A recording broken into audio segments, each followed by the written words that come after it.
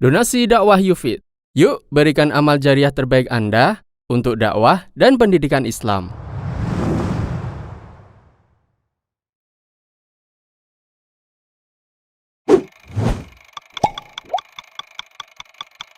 Kemudian ada satu kasus lagi, ketika seorang trader dia belum memiliki barang. Ini lebih parah lagi ya. Trader punya barang, belum boleh menjual sampai barang itu tiba di tempatnya.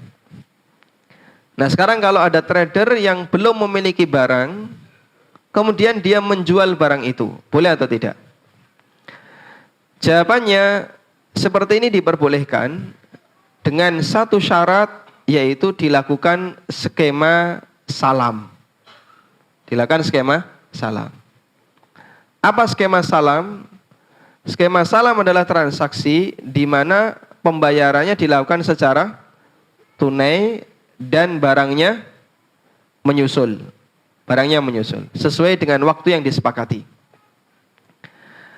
Dan di antara syarat salam, Nabi SAW menyebutkan dalam hadis riwayat Bukhari Muslim, fal yuslif fi kailin ma'lum wa waznin ma'lum wa waqtin ma'lum. Siapa yang mau melakukan akad salam, maka timbangannya harus jelas. Kalau dia ditakar, takarannya harus jelas. Dan waktunya harus jelas. Sehingga dalam akad salam, ukurannya jelas. Sudah?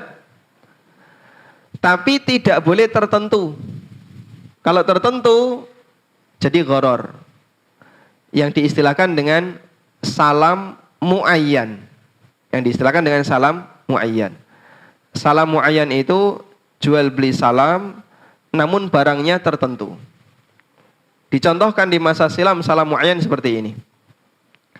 Ada orang melakukan akad salam untuk kurma.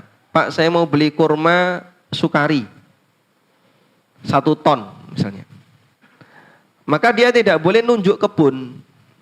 Saya hanya mau kurma sukari milik dari kebun miliknya Mukidi. Nah itu nggak boleh.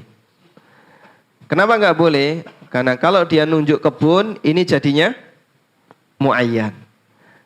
Siapa yang bisa jamin kebunnya Pak Mukidi bisa menghasilkan 1 ton kurma sukari? Nggak ada.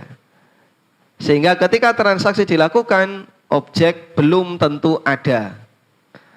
Dan ketika objek belum tentu ada, maka ini menjadi transaksi jual beli salam muayyan yang gharar.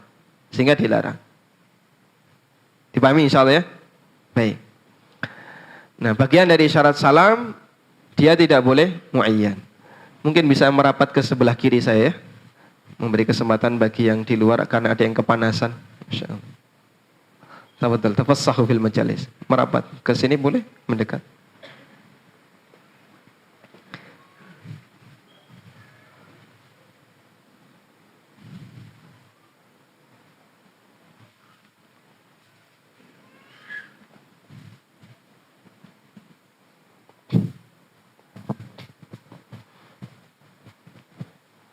Nah, alhamdulillah.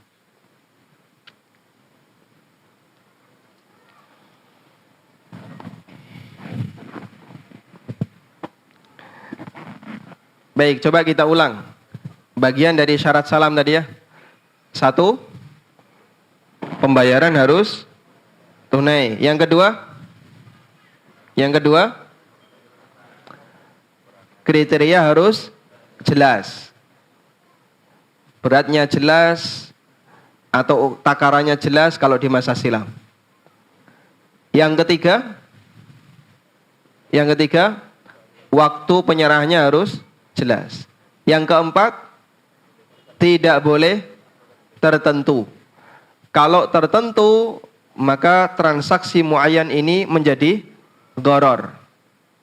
Dan ada satu syarat lagi menurut jumhur ulama. Termasuk di antara syarat salam adalah jarak waktunya harus lama. Kalau pendek, gharar. Kalau lama, boleh. Kok bisa Pak? Ghararnya dari sisi mana? Misalnya begini, Pak saya pesan bakso 1 ton. Anda dikasih waktu untuk mengumpulkan bakso 1 ton selama 1 tahun. Kira-kira peluang berhasilnya besar atau kecil? Besar, karena waktunya lah lama. Tapi ketika Anda dikasih waktu bakso 1 ton 3 hari. Kira-kira peluangnya lebih besar atau lebih kecil? Lebih kecil. Karena itu jumhur mengatakan pendeknya waktu ini menyebabkan peluang bisa mendapatkan barang itu semakin kecil. Sehingga mereka menyebut jual beli salam yang waktunya pendek gharar. Ini pendapat jumhur. Jumhur itu siapa saja, Pak? Hanafiyah, Malikiyah, Hambali, kecuali Syafi'iyah.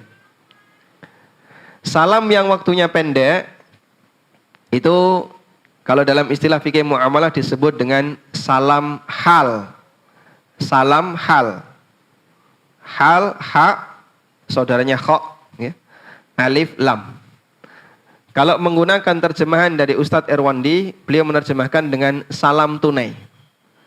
Salam yang batas waktunya pendek. Saya ketika membaca buku Harta Haram Kontemporer itu, beliau membahas tentang masalah salam hal. Beliau kasih dalam kurung salam tunai, bingung. Karena nggak ada salam yang tunai. Salam itu pasti barangnya tertunda. Ternyata yang beliau maksud yaitu salam hal di mana penyerahan barang dilakukan dalam waktu yang singkat. Dilakukan dalam waktu yang singkat. Tayyib.